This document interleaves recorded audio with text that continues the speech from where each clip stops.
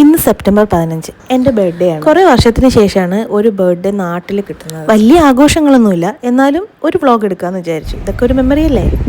സമയം 1:30 മണിയായി guys. Birthday ആയിട്ട് ആരും അനങ്ങുന്നില്ല. അപ്പൊ വിഷമിച്ചിരുന്നപ്പോഴത്തേക്ക് സദ്യ വാങ്ങിത്തരാന്ന് പറഞ്ഞ് കൊണ്ടുപോവുകയാണ്. വൈകുന്നേരം എന്റെ ഗിഫ്റ്റ് കിട്ടിയില്ലെങ്കിൽ എല്ലാത്തിനും ഞാൻ അടിച്ച് പുറത്താക്കും.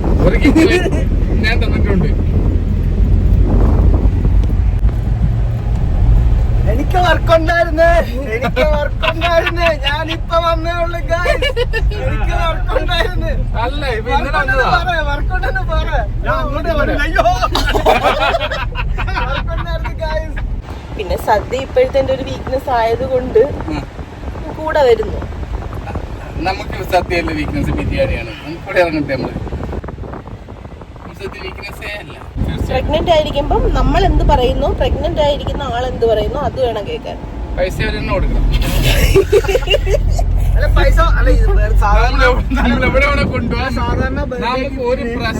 ഒരാൾക്ക് ബർത്ത്ഡേ വരുമ്പോ സാധാരണ അവരാണ് ട്രീറ്റ്, അവരെ ഫ്രണ്ട്സിന് കൊടുക്കണ്ട, കസിൻസ് കൊടുക്കണം, ബ്രദേഴ്സ് കൊടുക്കണം എന്നുള്ള നിബന്ധന വല്ല വെച്ചിട്ടുണ്ടോ എവിടെയില്ല?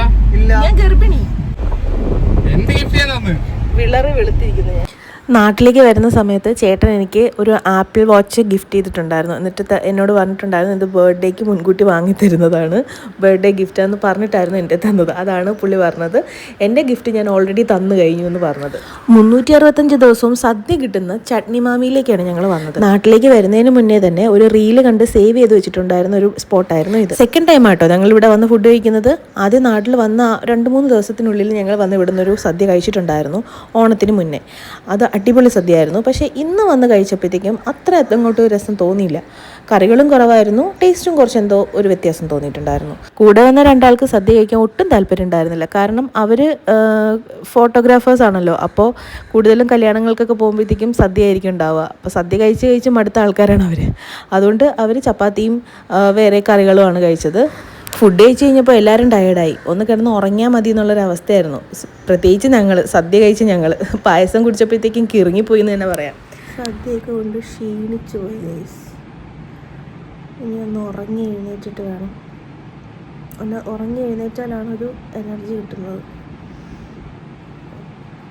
ഉറങ്ങിയൊക്കെ എഴുന്നേറ്റ് ഫ്രഷായിട്ട് കാണാം. അങ്ങനെ ഉറങ്ങി എഴുന്നേറ്റ് ഫ്രഷായി നേരെ പോയത് ചേട്ടത്തിയുടെ ഡാൻസ് പ്രോഗ്രാം കാണാൻ വേണ്ടിയിട്ടായിരുന്നു. ആ ഡാൻസ് പ്രോഗ്രാം കാണാൻ വേണ്ടിയിട്ട് ഞാൻ ഭയങ്കര എക്സൈറ്റഡ് ആയിരുന്നു കേട്ടോ. ഞാൻ നാട്ടിലില്ലായിരുന്ന സമയത്ത് ഒരു പ്രാവശ്യം ഇവരുടെ ഒരു പ്രോഗ്രാം ഉണ്ടായിരുന്നു. അന്ന് അവർ ഡാൻസ് കളിച്ചതും അവരുടെ ആ ഒരു എനർജി ലെവലൊക്കെ കണ്ടിട്ട് ഭയങ്കരമായിട്ട് എനിക്ക് സന്തോഷം തോന്നിയിട്ടുണ്ടായിരുന്നു. അപ്പോൾ അത് കാണാൻ ഭയങ്കരമായിട്ട് ആഗ്രഹം ഉണ്ടായിരുന്നു. കുറേ അധികം പ്രോഗ്രാംസ് അന്നുണ്ടായിരുന്നു. ഇങ്ങനെ സ്റ്റേജ് പ്രോഗ്രാംസ് ഒക്കെ കണ്ടിട്ട് കുറേ നാളായി കേട്ടോ. ഇവർ 2 ആളും കൂടി ആ സൈഡിൽ നിന്ന് എൻജോയ് ചെയ്യുന്നൊക്കെ കണ്ടപ്പോഴത്തേക്കും പെട്ടെന്ന് സ്കൂളും കോളേജൊക്കെ ഓർമ്മ വന്നു. പ്രതീക്ഷിച്ചതിലും കുറച്ചധികം ലേറ്റായിട്ടാണ് പ്രോഗ്രാം തുടങ്ങിയത്. അപ്പോഴേക്കും എൻ്റെ കാലിൽ നീര് കൂടി വന്നു. നാട്ടിൽ വന്നതിന് ശേഷമാണ് എനിക്ക് കാലിൽ നീര് വെക്കാൻ തുടങ്ങിയത്. അത് കുറച്ചധികം നേരം ഞാൻ കാല് തൂക്കിയിട്ടിരിക്കുവാണെങ്കിലോ അല്ലെങ്കിൽ നിൽക്കുവാണെങ്കിലോ നീര് കൂടിയിട്ട് കാല് വേദനിക്കാൻ തുടങ്ങും. അങ്ങനെ കാത്തിരുന്നതേ അവരുടെ പെർഫോമൻസായി. എനിക്കിത് കാണുമ്പോൾ തന്നെ ഭയങ്കര എനർജി ഫീൽ ചെയ്യുന്നുണ്ടായിരുന്നു. അത്ര അടിപൊളിയായിട്ട് അവർ കളിച്ചു.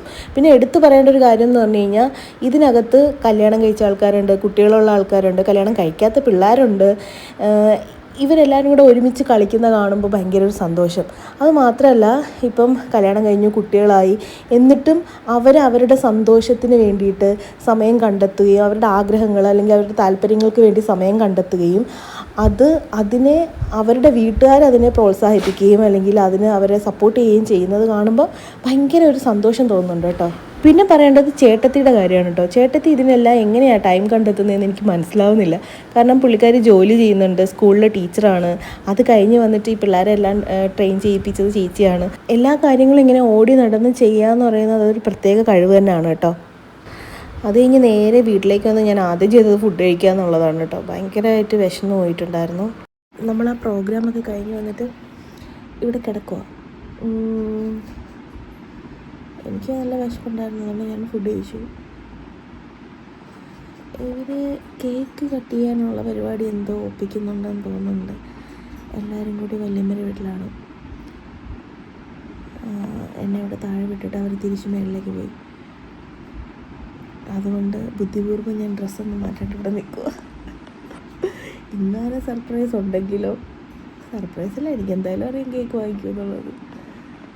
അങ്ങനെ നോക്കാം, കുറച്ചുകൂടെ വെയിറ്റ് ചെയ്ത് നോക്കാം. ഹലോ ഗായ്സ്, ഇന്ന് ഞങ്ങളുടെ പെങ്ങളുടെ ബർത്ത്ഡേ ആണ്. പക്ഷെ കുറച്ച് പ്രോഗ്രാംസ് ഒക്കെ പോയി കവർ ചെയ്ത് വന്നതിന് ശേഷം അവൾക്കൊരു സർപ്രൈസ് കൊടുക്കാമെന്ന് വിചാരിച്ചു. പക്ഷെ കുറച്ച് ലേറ്റായി. ഞാനും ഞങ്ങൾ ബ്രദേഴ്സ് മാത്രമല്ല, വേറെ ആരുമില്ല.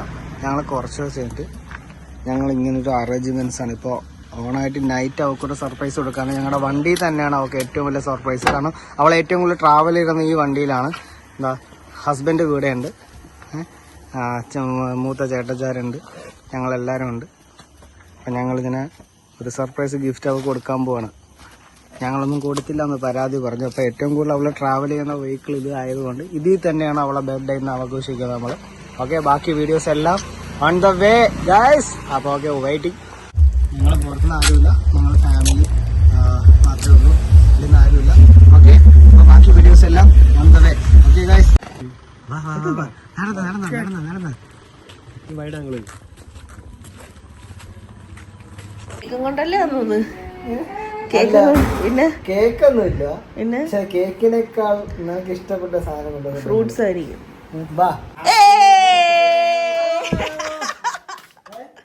അത് പൊളിച്ച്, ഡ്രീം വെഹിക്കിൾ, അത് കൊള്ളാം. ഏറ്റവും കൂടുതൽ ട്രാവൽ ചെയ്യണ എവിടെയാ? എവിടെയാന്നോ ഏറ്റവും കൂടുതൽ ട്രാവൽ ചെയ്യണ ഏതിലാ? വണ്ടിയില്. വണ്ടിയില്.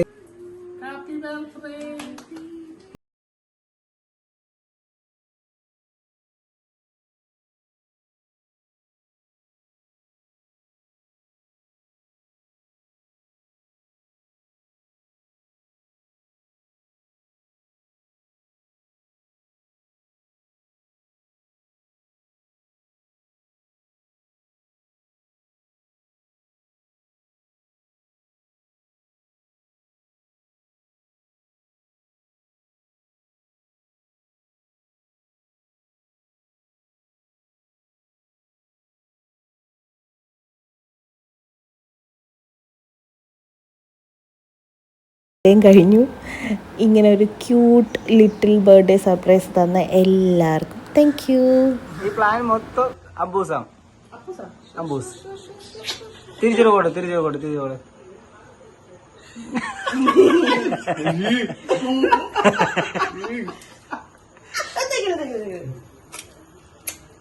വന്നില്ല,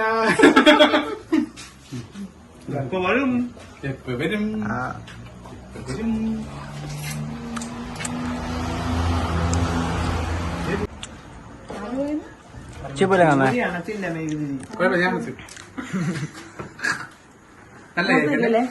ഹാപ്പി ബർത്ത്ഡേ മോളെ.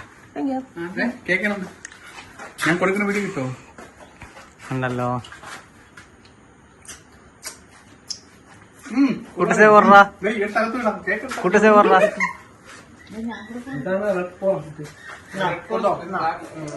ബ്ലൂബെറി അല്ല സ്ട്രോബെറി. അയ്യോ,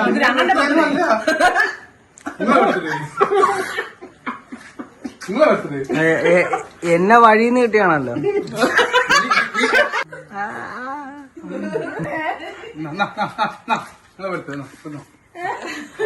ഇവർക്ക് ഷുഗർ കൂടല, നാളെ പോയി ചെക്ക് ചെയ്തോ.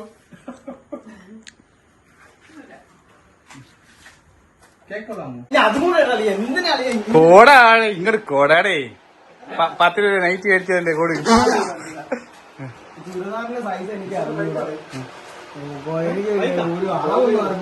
സൈസ് കൂട്ടിയെടുക്കാൻ പറഞ്ഞു.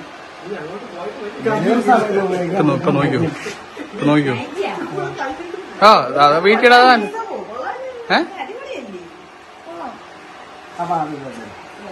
അയ്യോ